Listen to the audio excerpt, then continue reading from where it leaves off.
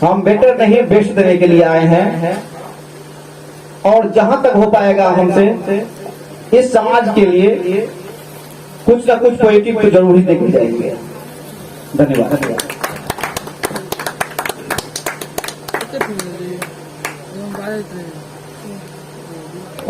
शास्त्रों में जिस परोपकार की परिकल्पना की गई है, अगर आप किसी को 5, 10, 100, 50 रुपया दान करते हैं उसकी महत्ता, और किसी को उसके लिए आवश्यक वस्तु दान करते हैं उसकी व्यवस्था, उसकी महत्ता, और किसी को ज्ञान प्रदान करते हैं, विज्ञान प्रदान करते हैं, उसकी महत्ता कई गुना अधिक होती है। हमने कई सारे विधि व्यवस्थाओं को भी देखा। शिक्षा की जो व्यवस्था है हमारे समाज में, किस प्रकार की पद्धति चली आ रही है। आपकी बातें, आपकी सारी उद्देशिका सुन करके ऐसा हृदय से सबों को आभास हुआ कि हमारे समाज में कहीं न कहीं जो प्रतिभाएं दबती जा रही है, जो शिक्षा के प्रति अवधारणाएं धूमिल होती जा रही है, उसके लिए एक नया सवेरा होगा, एक नई जागृति होगी। जय कृते वर्धते एव नित्यम विद्या धनम सर्वधन प्रदानम। मुझे एक संस्मरण याद आता है, एक विशिष्ट विद्वान हुए, वो एक मार्ग से जा रहे थे, ये अपनी भूमि की, अपने क्षेत्र की घटना है। तो उनके समकक्ष एक बोझा ढोने वाली, पातक बोझ उठावे वाली उनके समकक्ष आती। तो उस विद्वान व्यक्ति को, उस अभिमानी व्यक्ति को, चूंकि विद्वान है तो अहंकार होगा, उन्हें बड़ा दुख हुआ और वो उनसे प्रश्न कर देते हैं कि भारम न बाधती, आपके सिर पर जो यह भार है, जो यह बोझा है, वो आपको कष्ट नहीं देता है। तो वो स्त्री, वो महिला जो बोझा ढोकर जा रही थी, वो उन्हें प्रत्युत्तर करती है, उत्तर देती है कि भारम न बाधती राजन यथा बाधती बाधते। मुझे भार उतना वजन नहीं लग रहा है भार का, जितना वजन आपके बाधती शब्द का लग रहा है। आपको बता दें कि संस्कृत में धातु रूप 2 पदों में चलता है। मुझे यहाँ बोलना धृष्टता हो, क्योंकि यहाँ पर हमारे सभी अभिभावक हैं, अग्रगण्य शिक्षक गण हैं। आत्मनेपदी और परस्मैपदी, तीतः अंति और ते एते अंति। तो बाध शब्द बाधते, बाधेते, बाधन्ते चलता है, और उस विद्वान महोदय ने बाधती, बाधतः, बाधन्त के रूप में उसका उद्बोधन किया। और उस साधारण सी बोझा उठाने वाली महिला ने उस बाधती शब्द के मिस्टेक को पकड़ा और उस बाधती को बाधते में परिणत करके उनका उत्तर प्रदान किया। इतनी उर्वर हमारी भूमि है, इतनी उर्वर हमारी धरती है, जहाँ पर एक सामान्य सी स्त्री के लिए शिक्षा का इतना महत्व है, जो सामान्य कार्यों के लिए, निम्न कार्यों के लिए प्रयुक्त हो। और यहाँ पर जो शिक्षा के प्रति महनीय लोग होते हैं, उन्हें शिक्षा के प्रति धूमिलता होती, उनके हृदय में होती जा रही है। मैं आप सबों को यह विनम्र अनुरोध करता हूँ कि कुछ क्षणों के लिए यहाँ रुकें, और मैं मंच पर अपने आशीर्वाद के लिए आमंत्रित करता हूँ श्री भीमनाथ चौधरी जी को, कि आप अपने 2 शब्दों के आशीर्वचन के पश्चात प्रस्थान करें, हम सबों को अपना आशीर्वाद प्रदान करें। नॉलेज पॉइंट विद्यालय के उद्घाटन आज हो रहा, श्रवण कुमार के द्वारा हो रहा है। इसमें जितने उपस्थित जन हैं उनका मैं हार्दिक अभिनंदन और वंदन करता हूं कि इन्होंने इन लड़कों के जो उद्देश्य है उसके पूरा में सहभागिता दे रहे हैं, इसके लिए मैं धन्यवाद ज्ञापित करता हूं। साथ ही साथ नॉलेज पॉइंट के संबंध में, और यह उद्घोषण मंच संचालक जो हैं, उन्होंने कहा कि 7वीं 8वीं सदी में यहाँ चौपाटी व्यवस्था का था, और मंडन मिश्र मुफ्त में भोजन देते थे और पढ़ाई करते थे और इनका देश दिगंत में अंतर्राष्ट्रीय स्तर पर इनका नाम था। और शिक्षा जगत में आदि शंकराचार्य ने यहाँ मंडन मिश्र से संप्रेषण करने आए, हमारा सनातन धर्म का लोप हो रहा है, उस उद्देश्य से यहाँ आए और दोनों ने सनातन धर्म की रक्षा की। यह वैदिक काल का इतिहास कहता है।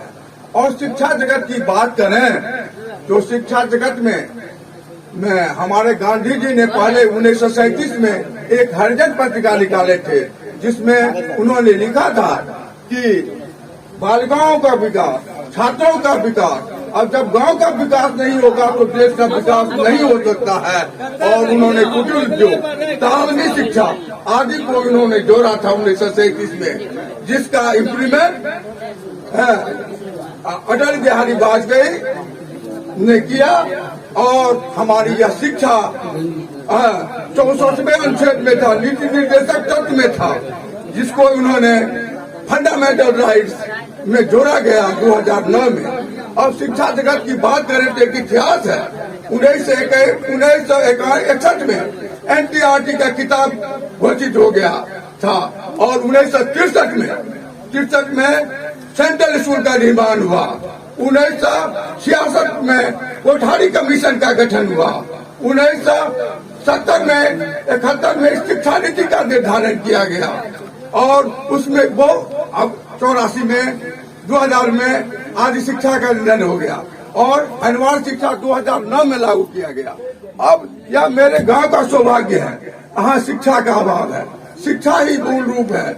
और हमारे रमेश जी ने कहा कि मेरा उद्देश्य है, अरे जो लक्ष्य करता है भगवान उसकी लक्ष्य की पूर्ति करता है, सिर्फ कर्तव्यनिष्ठ होने का जगह निराश नहीं होना का। मैं दिशा में पढ़ू तुमको कर दान किए, सब वांछित वस्तु ज्ञान विधान किए, तुम प्राप्त करो उनको न हो, फिर है किसका यह दोष को। कर्तव्यशील हो और सफलता जरूर मिलेगी और हम लोगों का भाल जरूर बढ़ेगा, मैसी का भाल बढ़ेगा। क्यों कि यहाँ 10वीं और 11वीं शिक्षा के लिए यहाँ इंग्लिश भाषण में जो किताबें टेक्स्ट बुक का निर्माण हुआ है उसको पढ़ाने वाला लोग नहीं है। तो उसके लिए आप कर्तव्यनिष्ठ हैं, आप समर में उतरे हैं, कार्य रूप दें और उसको अग्तर बढ़ाते रहे और हम लोगों का सहयोग हमेशा प्राप्त करते रहे, देते रहेंगे, जिससे यह आपका जो उद्देश्य है, आपकी मानसा जो है वह पूर्ण होगी। मैं माँ तारा से कामना करता हूँ आपका जो उद्देश्य होगा वह सफल अवश्य होगा। इसके लिए मैं सतत माँ तारा से प्रार्थना करता हूँ और मैं आपको सतत आशीर्वाद देता हूँ। बहुत धन्यवाद। आपके आशीर्वाद से हमें असीम ऊर्जा प्राप्त होती है। यात्री जी की एक पंक्ति है कि नवतुरिये आबो आगा वह करत रूढ़ि भंजन आगो मुँह बढ़त वह। पुराने लोगों से सीख सकते हैं, नए लोगों से नया काम करवा सकते हैं। तो इस विशेष कार्य के लिए हम सबों को बहुत ऊर्जा प्राप्त होती है। मैं आमंत्रित करता हूं मंच पर हमारे अग्रज श्री नंद किशोर चौधरी जी को कि अपने आशीर्वचन से हम सबों को उद्वेलित करें। नमस्कार।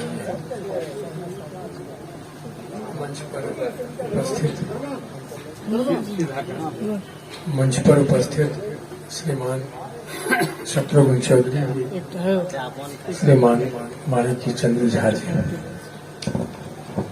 यह परम उत्साह की बात मुझे ज्ञात हुई कल, जब श्रवण ने एक संस्थान खोलने की बात की सूचना की।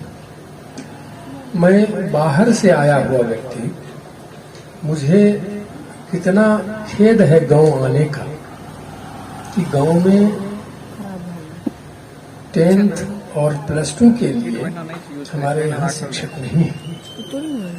हमारे बच्चे इधर से उधर घूम रहे हैं या सहरसा सतरवार की ओर पलायन कर रहे हैं।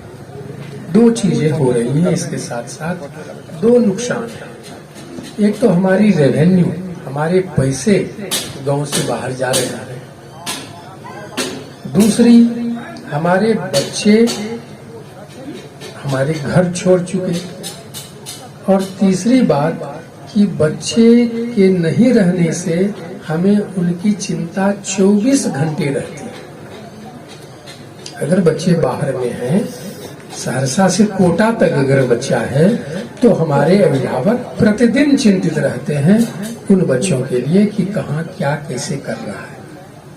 और अब जब कोरोना की ऐसी स्थिति दस्तक दे चुकी है, कब सरकार घोषणा कर देगी या आपका कलेक्टर घोषणा कर देगा कि अब लॉकडाउन, आप क्या करें?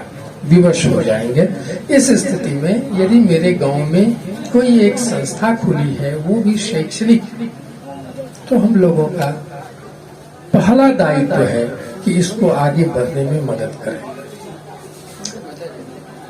यहाँ कम से कम एक सुविधा मुझे मिलेगी कि जो शिक्षक यहाँ होंगे वो शिक्षक अपनी अंतरात्मा से शिक्षक होंगे। बिहार सरकार के स्कूल के जो शिक्षक हैं उनकी तरह नहीं, जो एक्सीडेंटल शिक्षक हैं, जिनको कहीं कुछ नहीं हुआ तो वो चले गए स्कूल में और समय काट रहे हैं। यहाँ जो होंगे जिनमें अपनी क्षमता होगी पढ़ाने की, वही सिर्फ आएंगे पढ़ाने के लिए। यहाँ तो गुजर बसर के लिए लोग नहीं आएंगे और नौकरी के लिए यहाँ नहीं आएंगे। यहाँ आएंगे अपनी भूख मिटाने के लिए और बच्चों को कुछ देने के लिए। पढ़ना और पढ़ाना ये दोनों शिक्षक के कर्म है, शिक्षक के धर्म है। तो मैं यही उम्मीद करता हूँ कि हमारे गांव में भी ऐसे इंस्टीट्यूट का निर्माण हो रहा है और उसका मैं भी एक सहभागी हूँ, एक दृष्टा हूँ। मैं देख रहा हूँ कि हमारे यहाँ इस संस्था का जन्म आज हो रहा है। मेरे लिए भी बहुत हर्ष की, खुशी की, उत्साह की बात है। और एक शब्द मैं और अंत में श्रवण जी से कह दूं, आश्वासित कर दूं कि उन्हें अगर और किसी चीज की जरूरत पड़े मुझसे संबंधित, तो मैं प्रस्तुत हूँ हमेशा।